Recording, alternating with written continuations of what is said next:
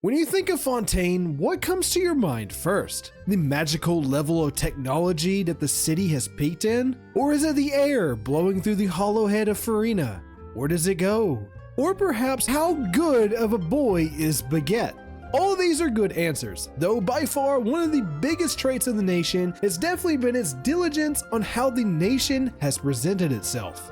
From the obsession of magic shows to sold-out opera performances, Fontaine holds a firm grasp in displaying its elegance, which can be seen from all over the world and those who live within the nation, with many looking towards the opera for not only entertainment, but also for how to appropriately display themselves within public.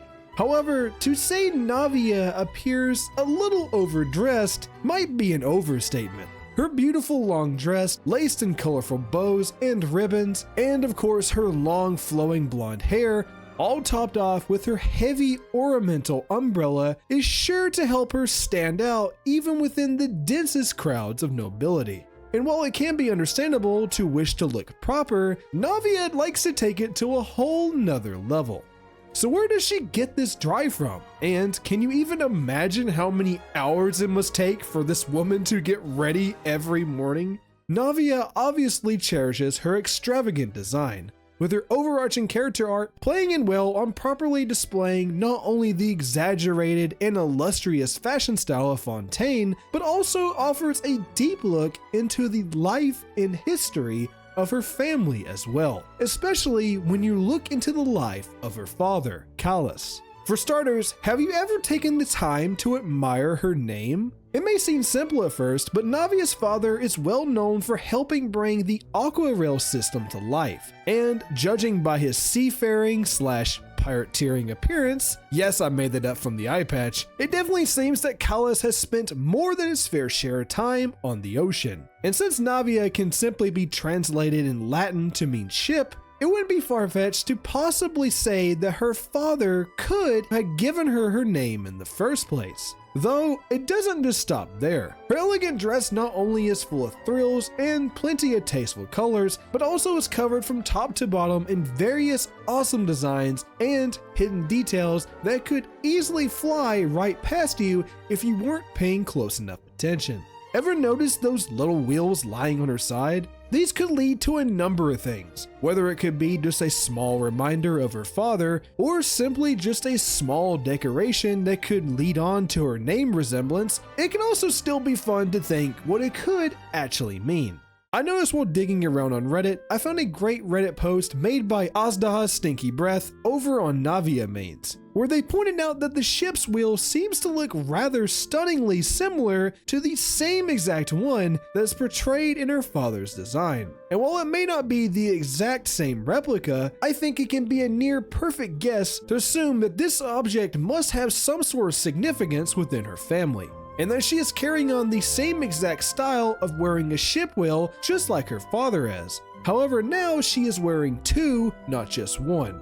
Whether this could have a deeper meaning, especially surrounding her family's organization, time will tell. Her actual dress design seems to focus rather well around ornamental dresses that were once worn by extravagant women during 18th century France. And while it may look like it's big enough to swallow her up, Navia has somehow managed to perfect her movement in this. Never has anyone seen a woman carry so much weight and clothing on her and still flow throughout a battlefield or stroll across town with such little to no effort. Especially when you're reminded that she is also lugging around her rather cumbersome umbrella that seems like it could be heavy enough to at least add some leverage to the ordinary woman. Though the average woman would also not be wandering around with a loaded weapon disguised as a lavished up umbrella either.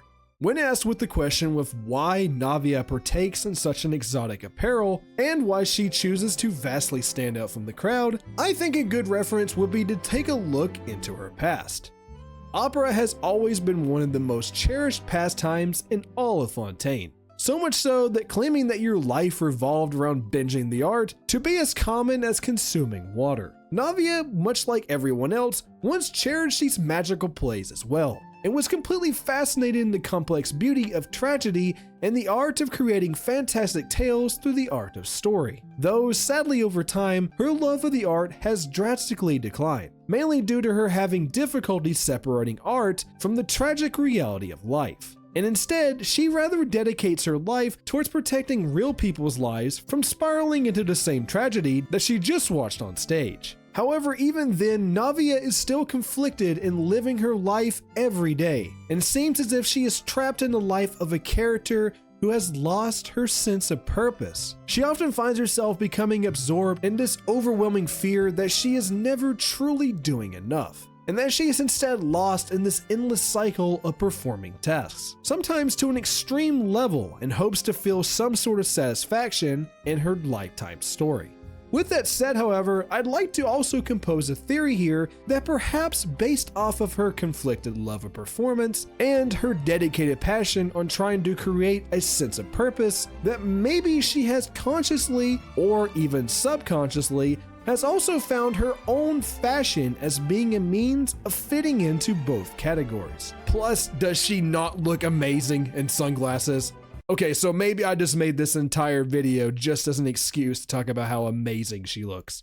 Don't judge me. Anyways, everyone, I'm interested in hearing your opinions here as well. Do you also find her sense of fashion rather interesting? Or maybe you have a different theory relating to her personality. Either way, I'm all ears. Eyes. And we'll definitely be keeping a lookout down in the comments. For those who made it this far and are still interested, the Cult of Dea, my community Discord, is always looking for new members. And if you are looking for plenty of random and interesting topics in the wild world of Teyvat, consider subscribing today. Every week from here on out, you can expect to find all sorts of cool things going on around the world of Genshin, with tons of content to come. Either ways, everyone, thank you so much for watching. Till next time, Samurai.